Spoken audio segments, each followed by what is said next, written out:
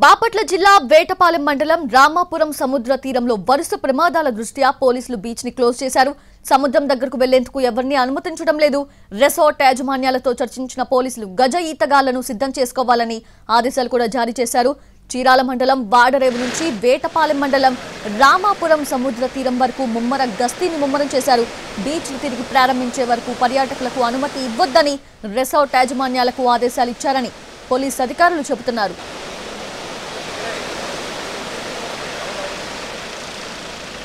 అయితే వారం వ్యవధిలో 4 ఘటనల్లో 9 మంది చనిపోయారు. రామాపురం బీచ్ లో ఏలూరు జిల్లా దుగ్గిరాలకు చెందిన 4 గల్లంతయ్యారు. వీరిలో 3 మృతదేహాలు ఒడ్డుకు కొట్టుకొచ్చాయి. మృతులంతా 25 ఏళ్లలోపు వారే. 9 మంది కలిసి రామాపురం బీచ్ కి వెళ్లారు. సముద్రంలో దిగి బాగా ఎంజాయ్ చేశారు. ఇంతలోనే 9 మందిలో 4 సముద్రంలో కొట్టుకుపోయారు. ఇలా విహారయాత్రకు వస్తున్న యువకులు సముద్ర స్నానానికి దిగి గల్లంతవుతున్నారు. తీరంలో లోతెంతుందో అంచనా వేయకుండా నీటిలోకి దిగుతున్నారు. ఈత రాకపోవడంతో మునిగిపోతున్నారు. బాధితులను కాపాడేందుకు వెళ్లి మరికొందరు మృత్యువాత పడుతున్నారు. అలాగే మరికొన్నిసార్లు అలల ఉధృతికి బీచ్ లో స్నానాలు చేస్తున్న వారు కొట్టుకుపోతున్నారు. ప్రమాద సూచికలు లేకపోవడం, అప్రమత్తం చేసి గస్తీ పోలీసులు లేకపోవడంతో ప్రమాదాలకు కారణంగా తెలుస్తోంది.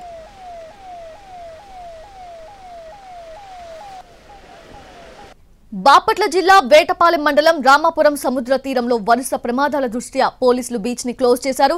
రిసార్ట్ యాజమాన్యాలకు కఠిన ఆదేశాలు జారీ చేశామంటున్న చీరాల రూరల్ సిఐ సత్యనారాయణతో మా ప్రతినిధి సురేష్ ఫేస్ టు ఫేస్ ఇప్పుడు చూద్దాం.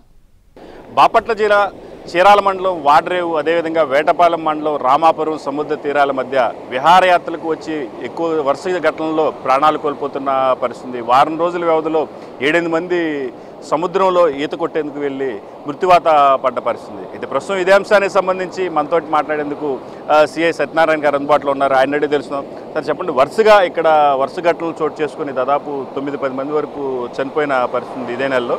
అంటే ఎటువంటి రక్షణ ఏర్పాట్లు చేస్తున్నారు ఇట్లాంటి ఘటనలు జరగకుండా?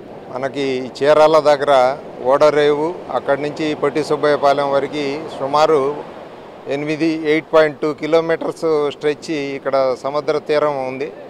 ఈ సముద్ర తీరంలో ఈ సముద్ర స్నానాలు చేయడానికి, బీచ్ విహారానికి అవకాశం ఉంది. కాబట్టి ఇక్కడ పబ్లిక్ దూర ప్రాంతాల నుంచి కూడా చాలా ఎక్కువగా సందర్శనకు వస్తూ ఉన్నారు.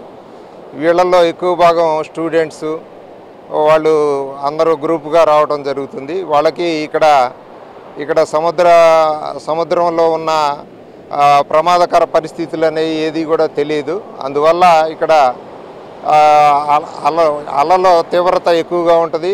ఆటుపోట్లను బట్టి కూడా సముద్ర అలల తీవ్రత పెరుగుతుంది. అది ముఖ్యంగా ఈ జూన్, జూలై, ఆగస్టు నెలలో 2 నెలల పాటు ఈ సముద్రపు అలల తీవ్రత ఎక్కువగా ఉంటుంది.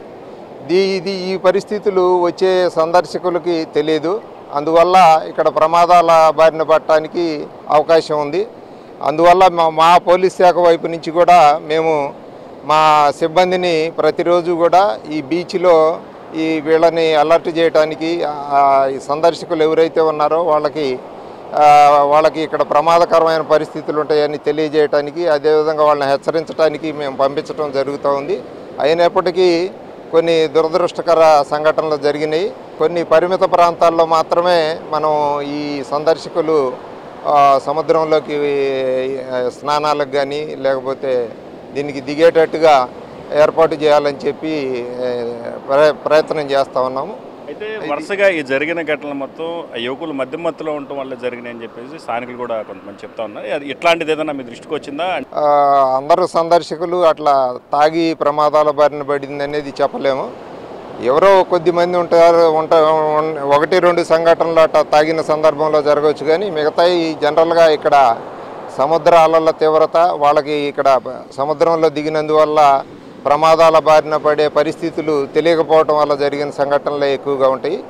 దీని మీద ఇక్కడ మామూలుగా వచ్చే సందర్శకులను కూడా బ్రీత్ అనలైజర్ తోటి మేము పోలీస్ శాఖ వైపు నుంచి టెస్ట్ చేయడం జరుగుతూ ఉంటుంది. కాబట్టి వాటి మీద కూడా మా పోలీస్ శాఖ వైపు నుంచి చర్యలు తీసుకుంటాం. ఇది ప్రధానంగా సత్యనారాయణ గారు చెప్పిన విషయాలు. ఏదైతే ఈ సముద్ర తీరానికి విహారయాత్రకు వచ్చిన వ్యక్తులు ఇట్లాంటి ఘటనలకు జరగటం దురదృష్టకరమని చెప్తున్న పరిస్థితి. మరోవైపు పోలీస్ శాఖ నుంచి కూడా కొన్ని పరిమిత ప్రాంతాలకే ఈ సముద్రంలో దిగేందుకు అవకాశం కల్పించేందుకు చర్యలు చేపడతామని చెప్తున్నారు. ఇటు గస్తీని కూడా ముమ్మరం చేసేలా ప్రణాళికలు సిద్ధం చేస్తున్నట్టు మాత్రం పోలీసు అధికారులు చెప్తున్న పరిస్థితి. ఇది ప్రస్తుతం ఎక్కడున్న తాజా పరిస్థితి. కెమెరామెన్ నారాజ్తో సురేష్ ఎన్టీవీ.